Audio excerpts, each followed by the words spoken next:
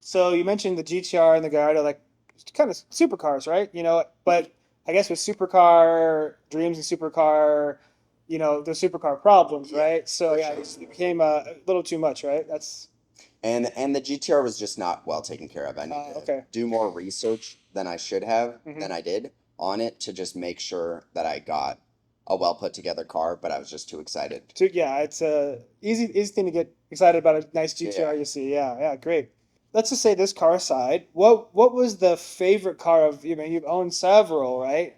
What was a favorite one you owned and why? They all have their own place for Okay. sure, and they're all very different feelings of cars. Okay. Even though both the Audi R8 and the Lamborghini Gallardo were the same platform, they were drastically different cars, even Hmm. though it was same engine and like body and stuff like that. Um, but I would say that if I was to have one back right now, I would probably choose the Audi R8 because it was the best overall car out of Hmm. them, even though the Lamborghini was like flashier and like kind of a more fun car, but it was just a way worse daily driver. So I'd say the Audi R8 was probably my favorite. Okay. Awesome.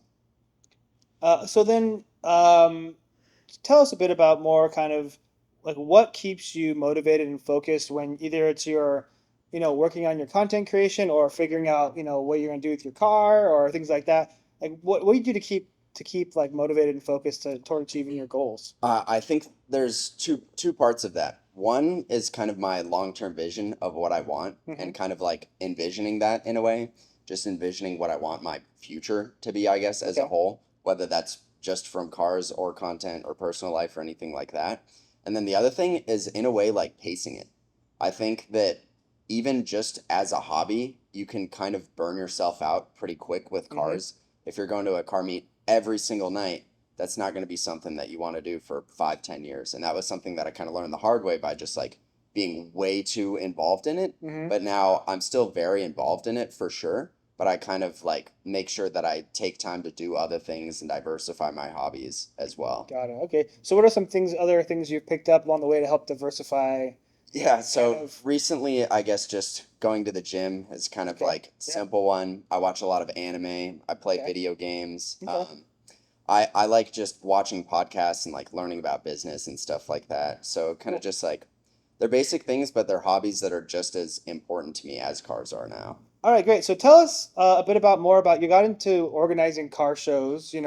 We've been to a Kenton Cars event recently. Mhm. What inspired you to say, "Hey, I'm going to go from like an enthusiast of modding cars and enjoying cars, but I'm going to actually start organizing events and being involved at that level?" And I guess for people who don't know that, like, how do you get into that, and how much work goes into like putting together a show? So I guess to start, my reason behind wanting to do it was two things. One, ever since I got into cars, I was always just as into social media, and Hmm. I always wanted that to be a big part of my life because it's a hobby, but also something I really enjoy. So I wanted to be able to have cars involved in social media, and I wanted that to be able to have the cars work for me so that they could do something for me so far as making connections, turning it into a business, or anything like that. And then from there, I kind of just thought of different things so far as selling automotive products or anything like that. And the events was something that stood out as really cool to me because it was something that you could get a community together Hmm. and do something cool where you're like getting other people involved, but it was also something that improves your networking a ton for sure and is a like a potential business thing as well where you can have vendors at the car meets and everything like that as well.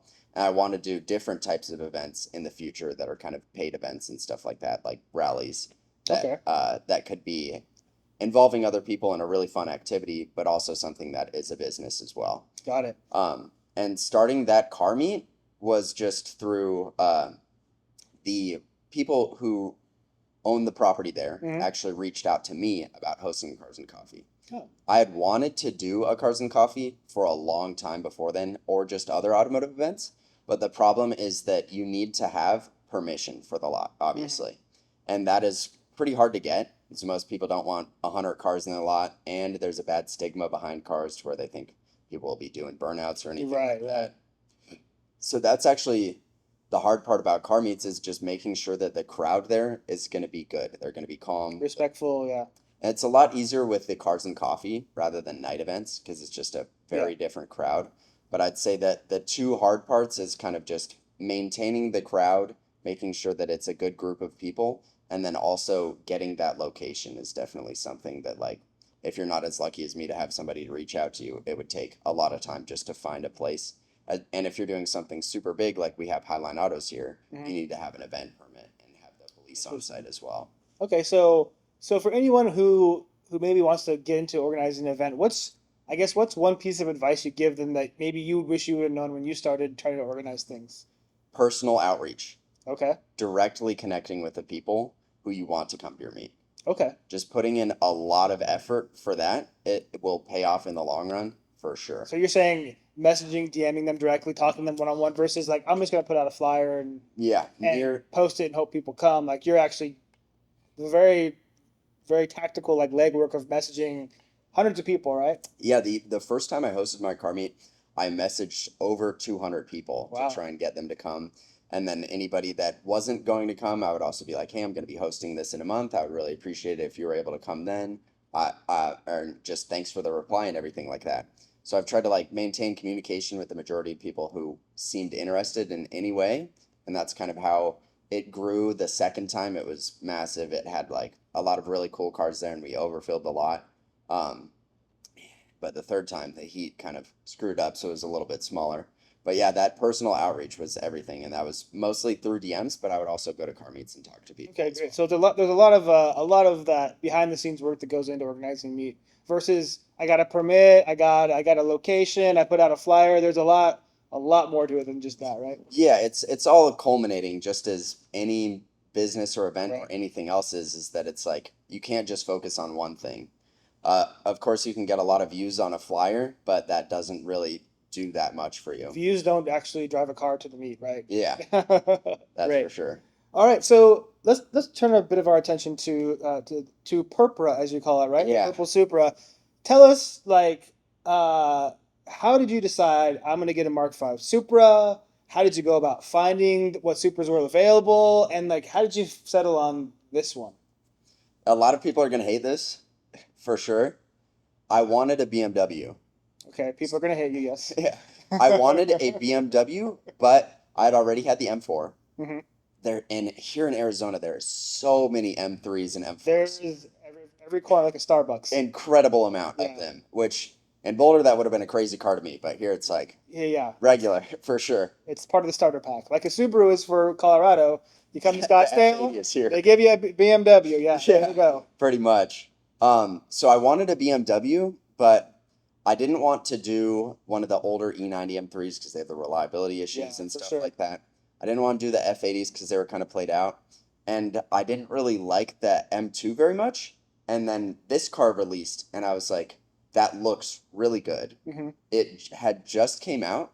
When I bought this car, I bought it in 2021, so technically it was out for like a year, but I'd probably seen maybe 10 in Arizona when I had bought mine.